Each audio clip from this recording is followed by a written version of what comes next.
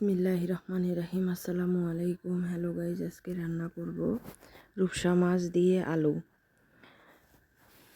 এটা রান্না করার জন্য ভালো করে বেছে ধুয়ে নিব মাছগুলো ধুয়ে নেওয়া হয়ে গেছে। এখন এতে লবণ, হলুদ গুঁড়া, মরিচ গুঁড়া দিয়ে ভালো করে মাছগুলো মেখে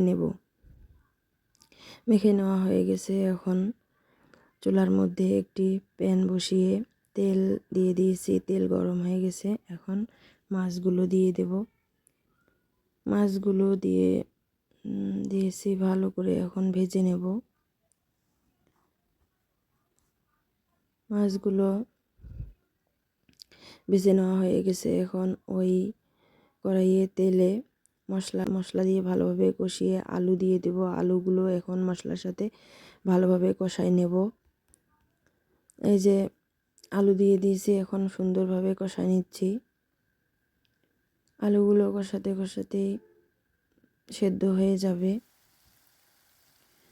তারপর তখন আলুগুলোর উপরে একটু তেল ছেড়ে দেবে। তখন আমি ভেজে রাখা মাছগুলো দিয়ে দেব।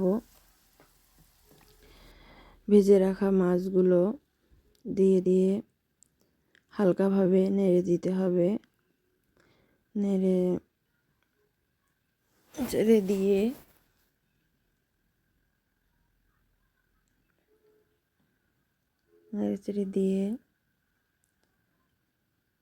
একটু রেখে জাল দিয়ে দেব। তারপর একটু পানি বেশি করে দিয়ে ঝোলটি কমায় গেলে তখন একটি বাটিতে মাছ আলুর তরকারিটি নামাই নেব।